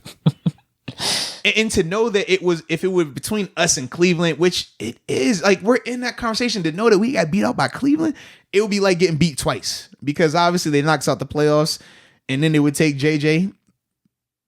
Then I would start panicking, like, well, what if TJ says that he doesn't want to negotiate now? Maybe he wants to go join Big Brother in Cleveland. He's just going to play for the 5th-year option and bounce. 5th-year option tag, and then him, Derek, and JJ is going to join forces wherever they go. Man. 2 years from now. You see how bad it can get? You got this creative mind, dude, on this podcast. It's crazy, some of these scenarios. Crazy, but it could happen. You see how one thing and it don't take much. I don't know if it don't take much. That's baby. directly correlated to it doesn't TJ take much, leaving man. and going to the Browns. It doesn't take much, man. Or maybe all 3 of them go back to Green Bay together. What? I'm just saying. Join forces in Chicago or something. Midway Monsters. Oh man, they got options. Yeah. Hopefully they don't though. Hopefully JJ says, "Listen, I'm gonna show that I love my brothers more than I love money and going against my brothers." What's wrong with just 1 year? Because this is like a perfect window for it. Yes, you take. Because will Derek Watt be on the team next year? I don't know. Probably not. That'd be the 3rd year of that deal. Typically, you get the first 2, and after that, yeah. So this is the perfect window. Yeah, and also I think for JJ, it's like, if you're gonna take less, why not do it for like you said, the 1 year, but more so for the premise of solely just playing for my brothers. After that, do what I want. You're gonna get paid anyways, and I think it benefits him because he's gonna have a productive season if he were to play here because of the talent that's around him. Way less of a burden on him. He can excel in that role, get good numbers, and go get paid somewhere else again next year. Yep. Makes sense. Perfect it definitely makes right? sense. Does he want the multi-year deal though? Come on, don't do that, man. Huh? Don't do that. We ain't got multi-year deal money. We already talked about. No, I know it's a certain someone who you see your hand in your pocket. You need to take that hand out and give that money. At least 22 of it to somebody else in the room. Because right now that's keeping us from being able to spend a little bit right now. Okay, so just think about every time we thinking about JJ, every time we think about Bud Dupree hitting the market potentially, every time we think about all these other talented people that we're gonna need to replace and need to get and add. Just think about the hand in that pocket. What do you think Bud's gonna get? Bud's the iffy one right now. Still think he'll get double digits somewhere. He should get more than JJ. If you're saying 15 for JJ, I think he should get more than that. ACL injury. He's that bad? Injury. No, it's not that it's that bad, but if he just needs 1 year. Yeah, that's typically how it goes. If you're coming off an injury, I don't want to commit a mega year, multi-year extension for you. On top of the fact that we've seen 2 really productive years from Bud. But before that, it wasn't to that extent. So now, after those 2 years, can he keep that up? Also come back from an injury? I don't know. If I'm a GM, that's the conversation I'm having. So instead of me wanting to pay him, 16, 17 typically, right? Because we know TJ's going to be in line to get 20, maybe 20 plus, per year because of where he's at. So if I'm Bud and I know, all right, if I'm a GM, I would give a healthy Bud 15 to 16. Now I might be looking at him saying, maybe 12, 13, 2 year, 3 year with that, a little bit more of a less guaranteed portion of it. Or he could say, Bud could be like, well, you know what? I'd rather come back to Pittsburgh for 8 or 6. But obviously, we'd have to do a lot more moving around to make something like that happen. And he would have to say, oh, yeah, I'm willing to take another chance like that because that's worse than what he did on the franchise tag. So already the franchise tag number for him a year ago. Would it be 20 now? Yeah, but you can't franchise him twice now because of all the other pieces around. But think about what he played for last year. And that was the 1 year, 16, but it was a 1 year, was risky business for him, right? Obviously, how it turned out. Yeah, if he just didn't get hurt, man, it would have paid off for him. So for him now, you have to be telling yourself, like, am I willing to take that risk again with even less money on the table? Looking at potentially half of that, that's, So that's why it's like for Bud, I can see it kind of working out a couple of ways. I can see him get a deal somewhere where they pay him in a large contract number, but not a lot of guaranteed money in year 1. I could see it being a lot more incentive based, a lot more bonus based, right? Year 2, if you're on the roster, workout bonus, roster bonus, things like that. Just because of the uncertainty coming off of a knee injury. That's the biggest. And he was at the back end of the season, whereas Devin Bush, remember, Devin tore his at the front end. Good. So he's good. It's way different vibes in terms of how you look at Devin versus Bud. Now, I do believe Dupree should be too, yeah, right? I think Bud's going to make a full recovery. He's been posting some of the stuff that he's been doing. Looks good. It's my boy. He's a freak genetically. I'm still trying to figure out how he has an ACL that can get torn, because I've seen this dude run and bend and cut some type of stuff. I was like, so how do you fluky, do dude. that, bro? Like, it's nuts. So to me, I'm more than confident he'll be fine. But if I'm a GM and it's not Pittsburgh, right? It's different. It's like, if you draft this guy, he's homegrown. You know him. You scout him. You know every single thing. If you believe in him, I don't care what anyone thinks, right? You'll pay him. I don't know the kid. I've only seen film on him. I'm not in there day to day. Putting my job on the line. Right. I'm not willing to just throw all this money to this guy coming off of an ACL where he's had two really good productive seasons. But some people are questioning, was it because of TJ? Was it because of Cam? Was it because of Mink? Was it because of all these pieces around him? So you see how we don't think right? that. Yeah. Right. But if you're an outside GM putting your job on the line, it's a little bit different. I would much rather have Bud back than JJ Watt. I would too. So if we could somehow pull that off, then I'm completely good with not having JJ. Yeah, it's not a debate to me. I would take Bud too. But once again, remember your hand in your pocket. How do we make those numbers work where we can keep him happy to retain him, because you want him back, right? Yeah. Got to retain him. So we already know what number we're looking at, already working at, right? I'll be willing to not sign JJ Watt if we can have Ben back. Newsflash. But would you be willing to not have Bud back? I think so. All right. Are you gonna go through a list of all the guys and just look down upon me? It's all good, bro. I just leave it alone. It's all good. It's all good. Bud, is that you, bro? Juju. What about Mike Hilton? What about these guys? It's all good. It's all good. 7. What about Chris Simon? 7. What about if Art Rooney was going to sell the team? 7. You better be selling it to 7. Sound like I'm listening to The Ring. 7 days. 7. It's all good though, man. It's all good. Hey, if we could have both, dude, that'd be great. It would be, but because if you had to rank, I'd probably go Bud over Juju even. Absolutely. Like to me, Bud, in a normal situation where the money you had enough that you could pick and choose who, Bud is priority number 1 to me out of any of these free agents that are coming up.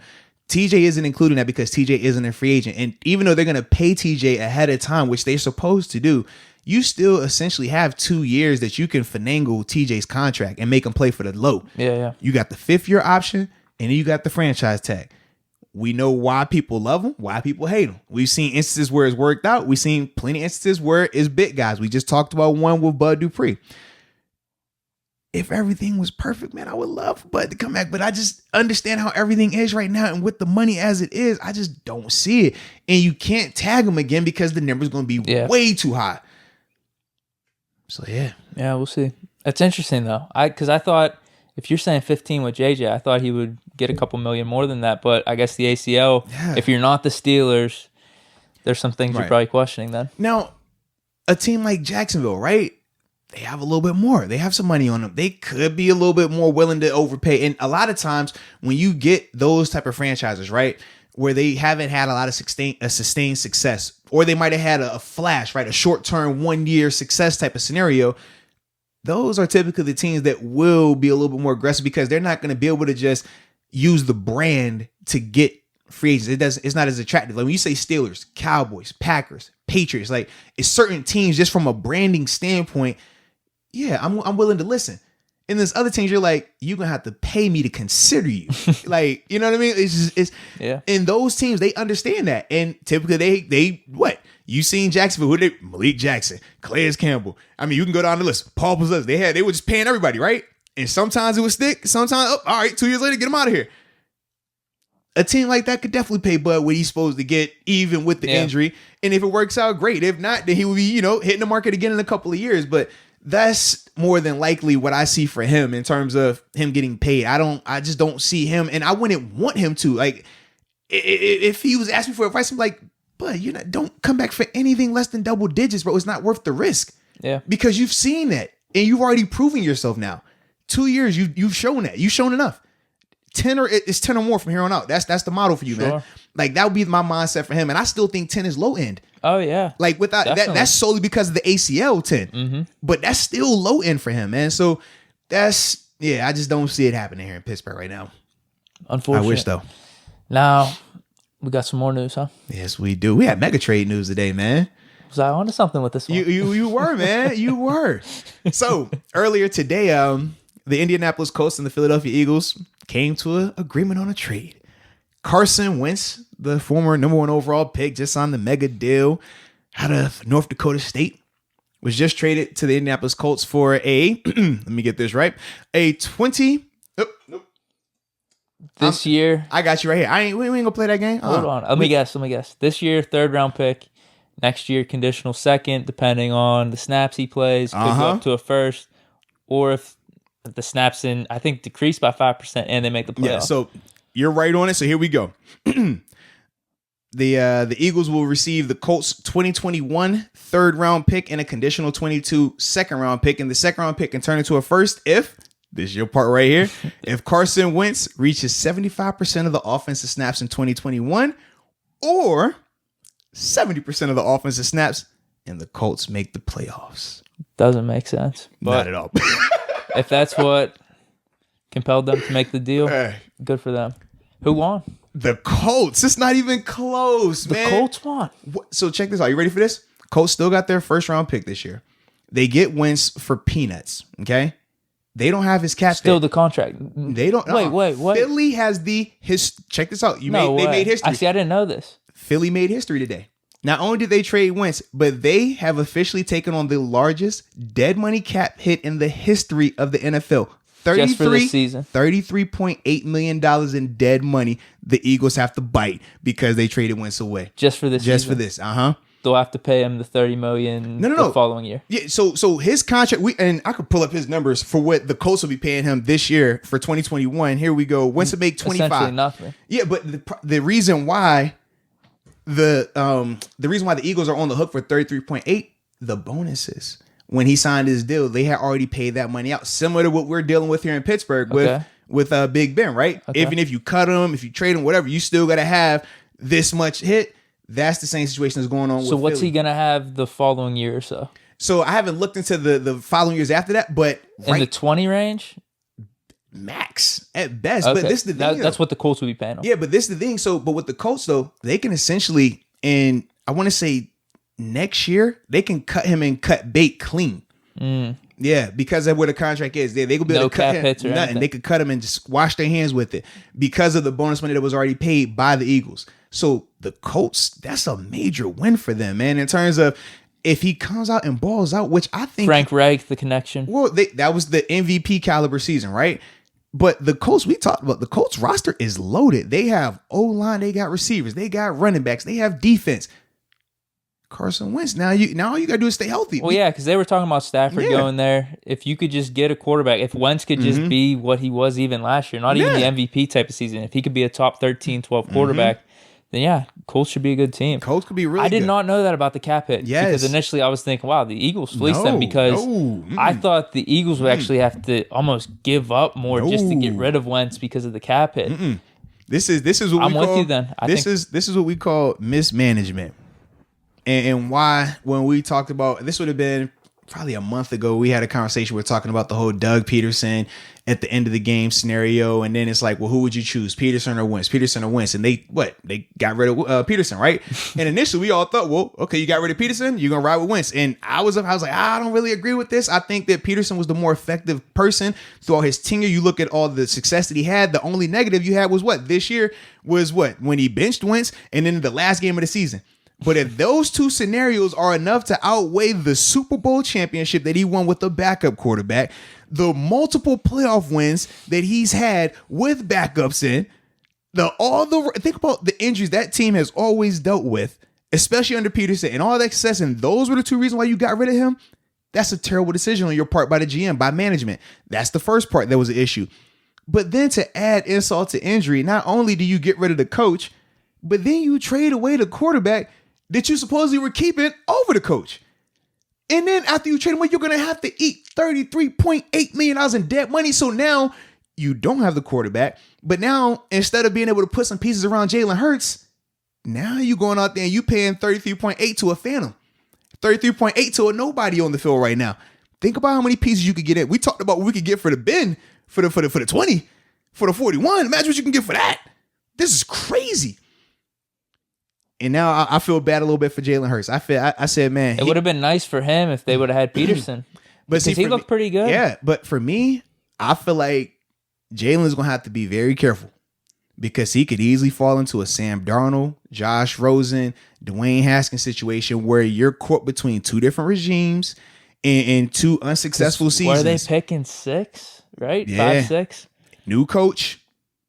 You could just see how you could fall in between where this new coach might not want to do that whole, what you're able to do with Jalen Hurts. We might want a little more prototypical guy, right?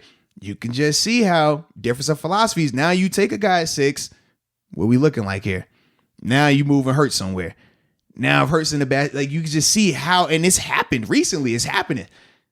I just feel a little nervous for my man Hurts right now. I'm like, man, Sure. if the opportunity works out, like make the best of it, but you got to be careful, baby, because it's a situation for failure if there's right a team now, that believes in him, like I could see maybe in like San Francisco or something. If he got traded there, he could definitely work out with the 49er system. But yeah, that's what it's going to come down to. Mm-hmm. That's iffy. I don't like that. I don't like it at all because if he got traded to a team that was willing to give him a shot, though? I'm just saying in general, I don't like. You're saying like that's a lot to go year to year, changing regimes like that. And to ask that, Teams hopefully even. It's going to work that I'm going to get traded to somebody that really wants me. Like, man, we saw Rosen be the 10th overall pick in 1 year. And then the next year, he was in Miami and didn't even get nowhere near that same level of opportunity. Hurts was a second round pick that people still had questions about. You see what I mean? And even the success that he had, small sample size, right? It wasn't like he did this for 16 games. Talking about a short window on a team that was struggling mightily. He just, was the fanciest of the nonsense that was going on. I thought he had more success though than Rosen ever had, at least to prove that, man, I could start and win games. I mean, he beat the Saints. I don't think so. I think that Philly had a better situation with Peterson than what Rosen had in Arizona. Being on that AZ situation, seeing it firsthand, it was dysfunction. You were there for that year, exactly, right? Yeah. I saw it. I saw it when they paid $20 million to Sam Bradford to come in and be the starter, and they cut him after 3 games because he kept getting sacked, but they never adjust the offensive line. And then you put Rosen behind the offensive line. David Johnson coming back from the wrist injury wasn't nowhere near the same. Receivers weren't productive. Defense was terrible. Yeah. And you talk about and then not to mention they fired the OC the following week after they fired Sam Bradford. Yeah. So when I think of all that, I'm just like, no, that's nowhere near the same. Like, people that weren't out there seeing that situation, dude, it was a dumpster fire. Not to mention that the GM was suspended the first half of the offseason, the draft and all that because of the DUI. So you talk about how crazy of a scenario that was. Hurts won't dealing with that in Philly, not even close. You still believe in Rosen a little bit, huh? I do. I don't see why not. I saw him in practice. I know what he looks like. He's got to get an opportunity. And not a bad opportunity. Like at quarterback is different. You got to have pieces around you. You just have to. You either have to be protected or you have to have top level running back wide receivers or something to make it work. He hadn't had those situations. Now, obviously, Fitzpatrick was able to make it work a little bit better that first year they were together in Miami. Yeah. And obviously, Fitz has a lot more experience of being in those type of situations. Whereas Rosen, he came from what? UCLA. He didn't really have to deal with it like that. It's a little bit different. So that's why to me, it's like, I haven't closed the book on him, but unless he gets in a good situation, it's going to be tough. It's going to be tough. And at the NFL level, once you get in this rut of, okay, we view you as a backup now, it's hard to get out of that at times. Once you're in the franchise quarterback conversation, you're pretty much staying there, right? Once you're in all right, he's just a role player, you stay there. It's hard to alternate those things.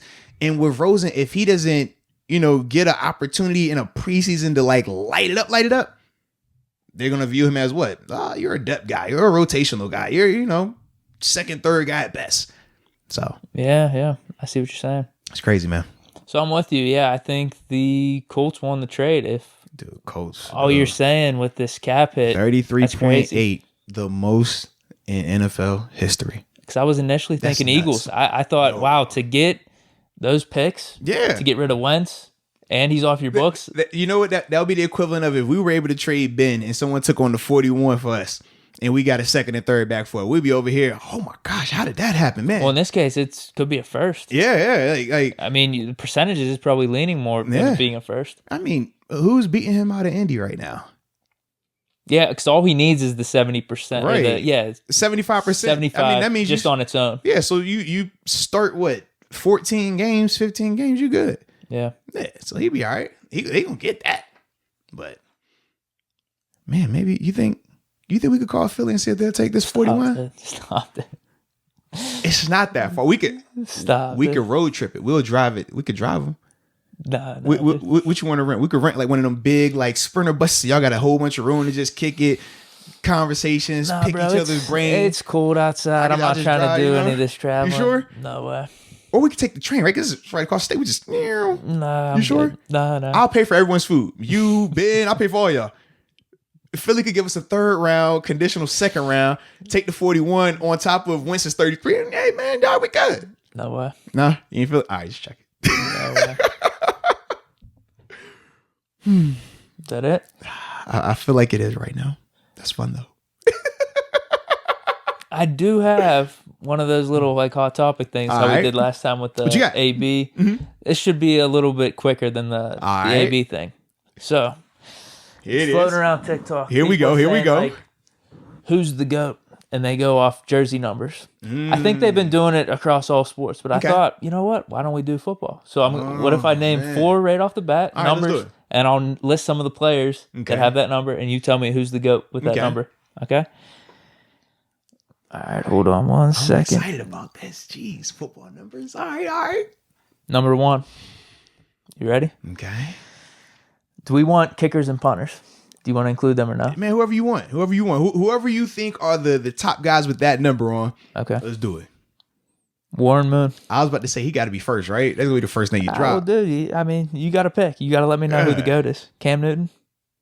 Okay. Gary Anderson. Ooh. Kyler Murray. Mm-hmm. Pat McAfee. Now, here's the thing. 2 is in there, too. Do we want to include players that had that number for just like a season? Nah, that's got to be like that. I was going to say Vic. Number 1 with the Jets. Randall Cunningham. Yeah, but it's got to be their number. Okay. So who's the GOAT for wearing number 1? Yeah. I got to go Gary. Gary Anderson. Yes, dude. I mean, Warren Moon was dope without a doubt, but Gary is like, it's a Hall of Famer, bro. Like, this is Gary. Wow. I gotta go Cam. The stink bar, the little stink, you know what I mean? I hate his face mask, but like, are we serious saying like this? None of those guys are nowhere near as decorated as Gary. Gary is a man. He's a man child, baby. Wow. He is. You know he is. I'm going Cam. I got the recency bias. I could dig it. He got the MVP. You talking about Patriots, Cam? Huh? No. You said recency bias. I'm just talking about his career. He came up whenever I was watching, so that's what I'm going with. I could dig it. I didn't really get to see Warren Moon play. See, I saw Warren. I don't know if did he win an MVP or I can't. He's in the Hall of Fame, obviously. Yeah, but I don't remember if he had an MVP or not. But I remember watching Warren, man, a couple of times. Like I was a fan of Warren, like him, Randall Cunningham, during that same time frame. Like I just like their style of play. And for me as a minority, seeing them at the quarterback position, it wasn't a lot of them during that time. So guys like Warren Moon, guys like Akili Smith, like Quincy Carter. I'm like, bro, you might not even be good, but because you're a minority and we don't get to see this, and as a kid, you're like, oh, so yeah, that's why I was like, yo, always. So I like that. Number 2. Here we go. Matt Ryan. Aaron Brooks. Yeah, Aaron was another guy. That's Vic cousin, man. Yeah. David Akers. David was a beast. Mason Crosby. Doug Flutie. I think he only wore that for a year or 2. I was about to say, okay. Here's some names, though. Jamarcus Russell. Get that lead, baby. Money Manziel. Jalen Hurts. Ooh, all right. Mason Rudolph. Tyrod Taylor in Baltimore. That doesn't really count. It's tough because Tyrod is a Super Bowl champion in Baltimore, you know? I think the answer is clear, actually. Tyrod or Money Manziel?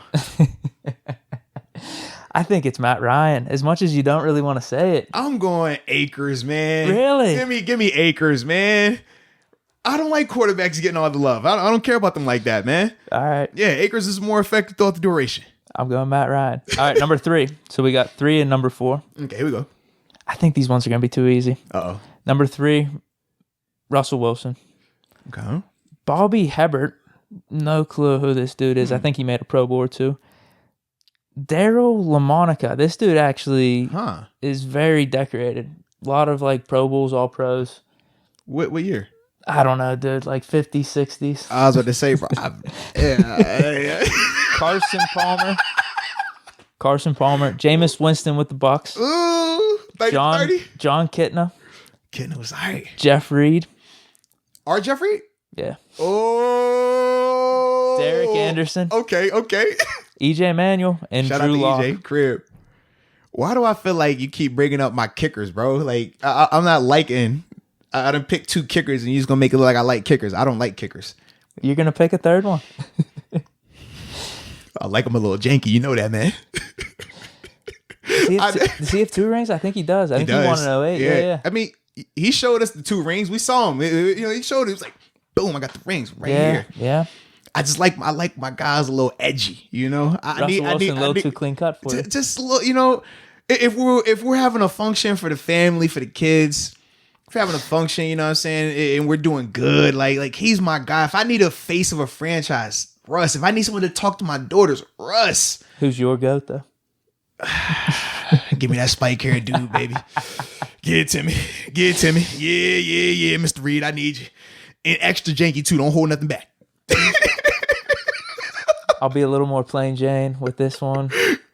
I gotta go Russell Wilson. Russell, yeah. Just kind of like my burgers. Just give me a burger, plain with cheese. That's it. I gotta go Russell Wilson. We throwing hot sauce, barbecue sauce, bacon bits, everything. Double burgers, yeah. We get nasty with it. We throwing chips on that thing and everything, man. It was too easy. It was too easy for me. All right, number 4. Wow, this could be a clean sweep for you. 4 is tough though, man. It's some dogs at 4. Brett Favre.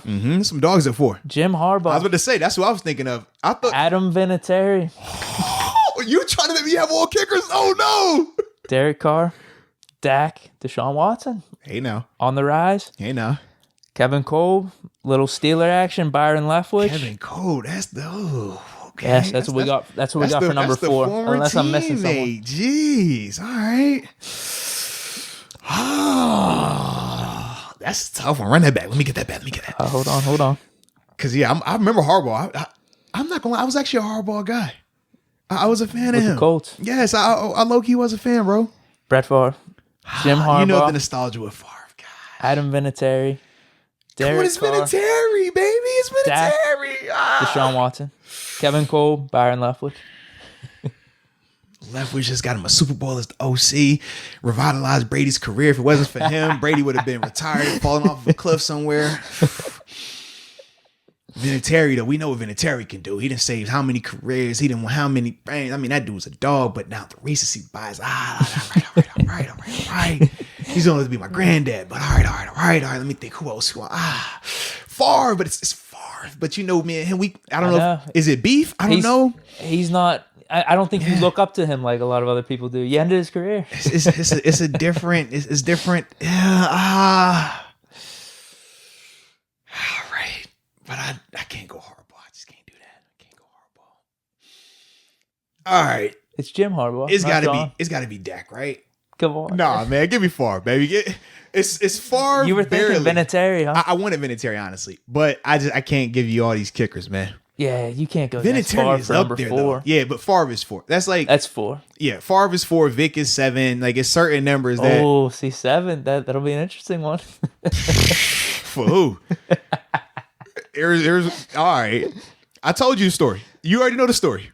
Which one? When the 7 came story. To the Steelers? The 7. Yeah, and how we refer who referred to as 7, regardless of what his number was when he came to Pittsburgh. Everyone, that's 7.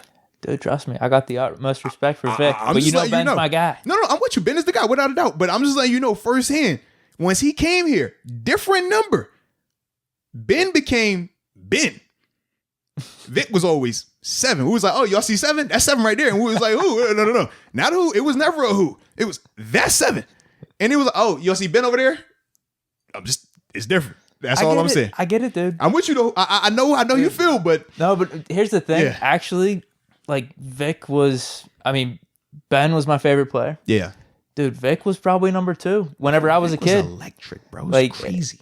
I know I'm all on the big kick of I only wear Steelers jerseys. I'm not messing with any other team. When I was a kid though, 5th or 6th grade, I had 2 jerseys. I had 2 posters. I had a Ben jersey.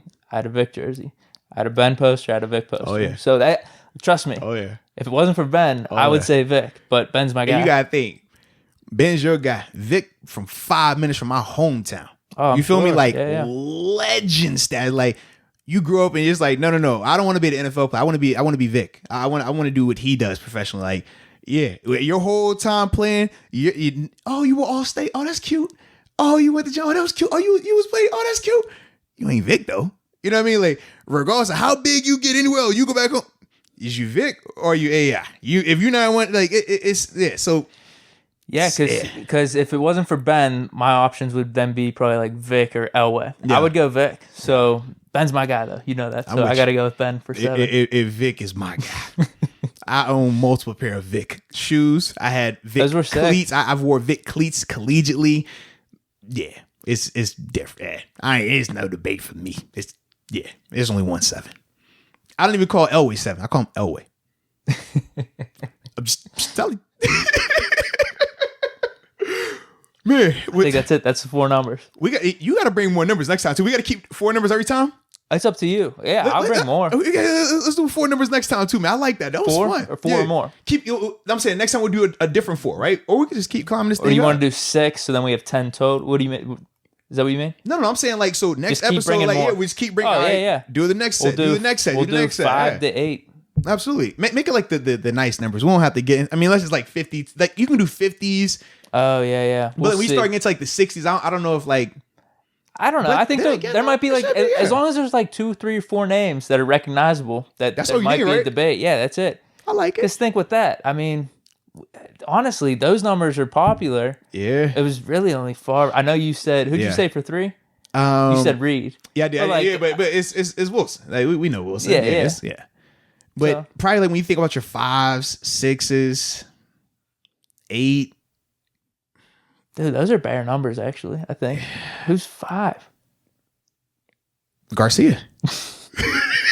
6, Jay Cutler. Duck. 8, you got Aikman. Who's 9? McNair. Brees. Yeah. Who else is that? See, we don't have to look into it more. That's what I'm saying. We're going to get to that, man. If you like doing it. Heck yeah. This is fun. Heck yeah, this is fun. Cool. So we got anything else, or is that it? That's it. I like it, man. Now, that was good right there. That was dope. So hope everybody has enjoyed this. Oh, man, I thought we had 2 hours on the podcast. Dang, going. Well, I hope you guys enjoyed this 2-hour podcast that we were really trying to give y'all. Shout out to everybody that's been joining us on this ride. And until next time, baby. Peace.